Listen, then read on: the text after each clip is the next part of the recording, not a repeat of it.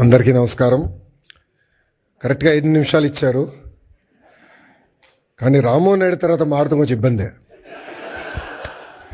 మనోడు మొదలు పెడితే ఆపడు. మిమ్మల్ని అందరూ చూసిన తర్వాత జ్యూరిక్లో ఉన్నానా జోపాలంలో ఉన్నానా డౌట్ నాకు వచ్చింది. ఎందుకంటే ఈరోజు మండే ఆఫ్టర్నూన్ ఇంతమంది వస్తారని మేము ఊహించలేదు. కానీ సెలవు పెట్టారు, డుమ్మా కొట్టారు. కానీ ఈరోజు గౌరవ ముఖ్యమంత్రి చంద్రబాబు నాయుడు గారు ఏం చెప్తారో అని వినేదానికి పెద్ద ఎత్తున ఇక్కడ తరలి వచ్చిన యూరోప్ ఎన్ఆర్ఐ టీడీపీ సభ్యులందరికీ పేరున నా హృదయపూర్వక నమస్కారాలు.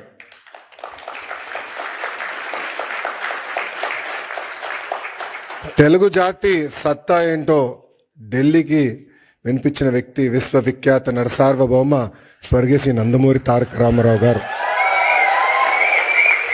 తెలుగు జాతి సత్తా ప్రపంచానికి వినిపించిన వ్యక్తి మన ప్రీతమ నాయకుడు చంద్రబాబు నాయుడు గారు. చంద్రబాబు నాయుడు గారు ముఖ్యమంత్రి అయినప్పుడు కరెక్ట్గా నేను 8th క్లాస్లో ఉండే. నాకు ఇప్పుడు కూడా ఆ 10 సంవత్సరాలు 94, 95 నుంచి 2004 వరకు మనం ఒకసారి చూస్తే ఒక్క ఫోటో సమ్మప్ చేస్తుంది ఆయన పరిపాలన. న్యూయార్క్లో వర్షం పడుతున్న సమయంలో ఆయన చేతిలో ఒక ఫైల్ పెట్టుకుని, చంకులో ఫైల్ పెట్టుకుని బ్యాగ్ మోసుకుంటూ నడుస్తూ ఉంటారు ముఖ్యమంత్రిగా. ఆనాడు ఆయన విజన్ 2020 అంటే చాలామంది ఎగతాళి చేశారు. కానీ ఈరోజు తిరిగి వెళ్ళి హైదరాబాద్లో చూస్తే ఆయన చెప్పిన ప్రతి మాట ఈరోజు నిజమైంది.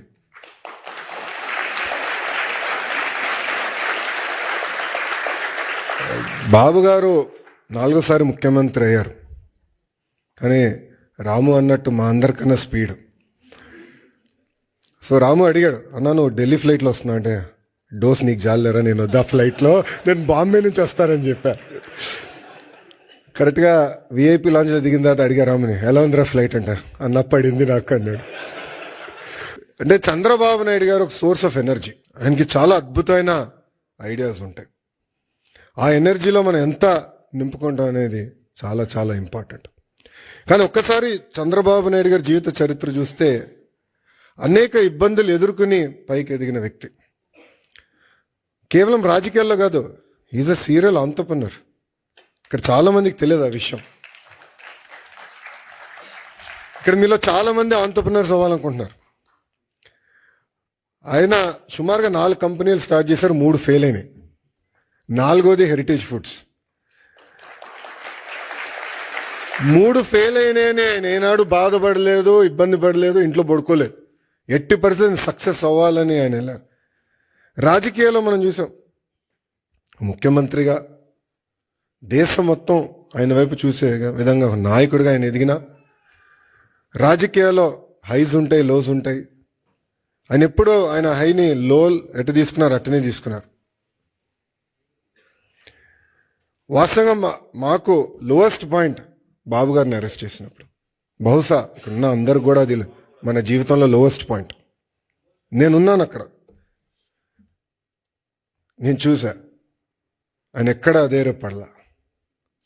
చూశారు, జడ్జి వైపు కూడా నవ్వుతా చూసి నడుచుకుంటూ వెళ్ళారు. ఎక్కడ అధైర్యపడలా. 52 రోజులు ఆయన బంధిస్తే మేము వెళ్ళేవాళ్ళం ములాఖాత్కి. మళ్ళీ అక్కడ కూడా మాకు అక్షంతలు పడేది. మొత్తం ఆయన చదివేసేవారు డాక్యుమెంట్లు, నోటింగ్స్తో సహా మాకు చెప్పారు, ఇక్కడ మీరు వీక్గా ఉన్నారు, ఇక్కడ చూసుకోండి, ఇక్కడ జాగ్రత్తగా ఉండండి. ఎప్పుడు అధైర్యపడలా.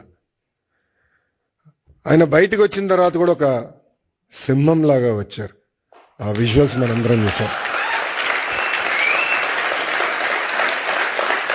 ఇది మీ అందరికి ఎందుకు చెప్తున్నానంటే, జీవిత ప్రయాణాల్లో మనందరం అనేక ఇబ్బందులు ఎదుర్కొంటాం. ఒక ఆంటర్‌ప్రెన్యూరియల్ జర్నీ అవ్వచ్చు, పొలిటికల్ జర్నీ అవ్వచ్చు, మనందరం అనేక ఇబ్బందులు ఎదుర్కొంటాం. కానీ నమ్ముకున్న దానికోసం అహర్నిశలు కష్టపడితే మనం ఆశించింది, ఆలోచించింది సాధించగలుగుతామన్న నిజం స్వరూపం గౌరవ ముఖ్యమంత్రి చంద్రబాబు నాయుడు గారు.